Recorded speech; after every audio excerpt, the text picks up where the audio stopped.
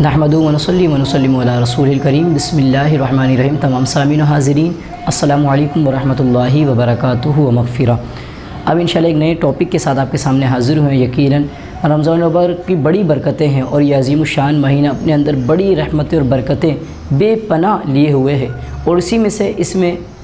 کچھ دن اور کچھ ایام ایسے بھی ہیں کہ جس میں انسان اگر شب بیداری کرے، اگر جاگے تو اللہ تبارک و تعالی اسے 1000 سال کی عبادت کا ثواب عطا فرماتا۔ اور اس کے لیے ہم سب کے آقا مولا محمد مصطفیٰ صلی اللہ تعالی علیہ وسلم نے شب بیداری بھی کی ہے، اور اسی کے لیے اللہ تبارک و تعالی شاید اپنی امت محمدیہ صلی اللہ تعالی علیہ وآلہ وسلم کو اعتکاف کا تحفہ عنایت فرمایا ہے۔ جی ہاں، شب قدر بڑی اہمیت والی رات ہے، بڑی قدر والی رات ہے۔ اس کے لیے حضور علیہ الصلوۃ والسلام نے باقاعدہ اس کی تلاش کے لیے حضور علیہ الصلوۃ والسلام نے رمضان مبارک کے آخری عشرے کا کثرت کے ساتھ اپنی زندگی مبارکہ کے اکثر حصے کے اندر آپ نے اعتکاف فرمایا، بلکہ ایک روایت کے اندر یہاں تک کہ آتا ہے حضور علیہ الصلوۃ والسلام نے پورے ماہ کا بھی اعتکاف فرمایا ہے۔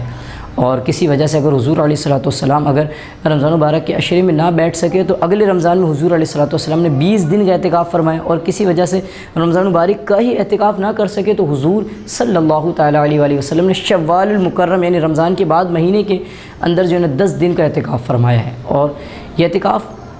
صرف ہماری نہیں بلکہ پچھلی امتوں کی بھی عبادت ہے، جس کو اللہ نے خود قرآن کریم میں ارشاد فرمایا، بسم اللہ الرحمن الرحیم وَأَحِدْنَا إِلَىٰ إِبْرَاهِيمَ وَإِسْمَاعِيلَ أَن طَهِّرَ بَيْتِيَ لِلطَّائِفِينَ وَالْقَائِمِينَ وَالْعَاكِفِينَ وَالرُّكَّعِ السُّجُودِ۔ ترجمہ، ہم نے تاکید فرمائی ابراہیم اور اسماعیل علیہ السلام کو کہ میرا گھر خوب ستھرا رکھو طواف والوں، اعتکاف والوں اور رکوع اور سجود والوں کے لیے۔ کعبہ مشرفہ کی پاکیزگی اور صفائی کا خود رب کعبہ نے کی طرف سے فرمان جاری ہوا ہے، اور اپنے نبی علیہ الصلوۃ والسلام کو اپنے گھر کو پاک کرنے کا کن کے لیے؟ رکوع کرنے والوں کے لیے، سجدہ کرنے والوں کے لیے، اس کے گھر میں اعتکاف کرنے والوں کے لیے۔ اس سے یہ بھی پتہ چلتا ہے، مفتی احمد یار خان نعیمی احمد یار خان علیہ رحمۃ اللہ حنان فرماتے ہیں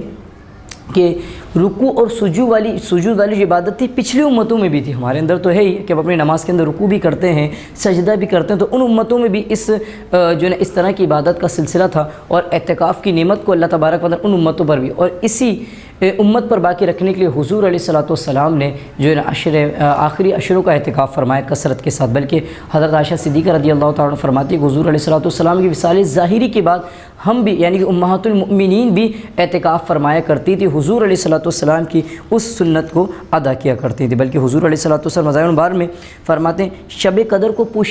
پوشیدہ رکھا گیا ہے، تو حضور علیہ الصلوۃ والسلام نے شب قدر کی تلاش کے لیے 20 دن کا اعتکاف فرمایا۔ جب 20 دن مکمل ہو گئے تو حضور علیہ الصلوۃ والسلام جس خیمے مبارکہ کے اندر اعتکاف فرما رہے تھے، ادھر سے حضور علیہ السلام نے اپنا سر انور باہر نکالا اور صحابہ کرام علیہم رضوان کی جانب متوجہ کر فرمایا کہ میں نے شب قدر کی تلاش بسیار کے لیے میں نے 20 دن کا اعتکاف فرمایا۔ اب مجھے پیغام دیا گیا ہے کہ اس رمضان مبارک کی آخری طاق راتوں میں یعنی کہ 21، 23، 25، 27، 29 رمضان مبارک کے آخری عشرے کی طاق راتوں میں اس کو تلاش کیا جائے، تو تم میں سے کون میرے ساتھ آنا چاہتا ہو؟ تو پھر خود سوچیں، جب حضور علیہ السلام فرمائیں کہ رب کی طرف سے شب قدر کا تحفہ دیا جائے گا تو کون آنا چاہتا ہے؟ صحابہ کثرت کے ساتھ جوق درجو حضور علیہ السلام کے ساتھ معتکف ہو چکے ہوں گے، تو لہٰذا اس سے ہمارے یہاں مسجدوں کے اندر جو اعتکاف کی سعادت حاصل کرتے ہیں ان کے لیے بڑی خوبصورت پہلو ہے کہ اگر وہ بیٹھتے تو وہ بھی حضور کی سنت کو اور حضور کے کہنے پر صحابہ کرام علیہم رضوان کی سنت کو ادا کرتے ہیں۔ اب اس کے فضائل کیا ہیں، اس کی اہمیت کیا ہے، اس کو انشاءاللہ جمع سماعت فرماتے ہیں۔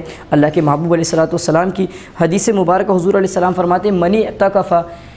رمضان ایمانا احتسابا غفر له ما تقدم من ذنبی، جس نے ایمان کی حالت میں اور طلب ثواب کے لیے اعتکاف کیا تو اللہ تبارک و تعالی اس کی برکت سے اس کے پچھلے تمام گناہوں کو معاف فرما دیتا۔ سبحان اللہ، کتنی خوبصورت حدیث مبارکہ ہے کہ اگر جس شخص نے اللہ کی رضا کے لیے اور ثواب کے لیے اگر اعتکاف کیا تو اللہ اس کے پچھلے تمام گناہوں کو، اور یہاں تک روایت میں آتا ہے کہ مولا مرتضیٰ سے روایت شیر خدا رضی اللہ تعالیٰ عنہ کہ محمد مصطفیٰ حبیب کبریا صلی اللہ تعالیٰ علیہ وسلم کا فرمان دل نشین آپ فرماتے ہیں من اعتکف فی رمضان کان کحجتین و عمرتین، جو اعتکاف کرے رمضان مبارک کے اندر تو اللہ تبارک و تعالیٰ اس کو 2 حج اور 2 عمروں کا ثواب عنایت فرما۔ بلکہ حضرت حسن بصری رحمۃ اللہ تعالیٰ علیہ سے جو روایت منقول ہے،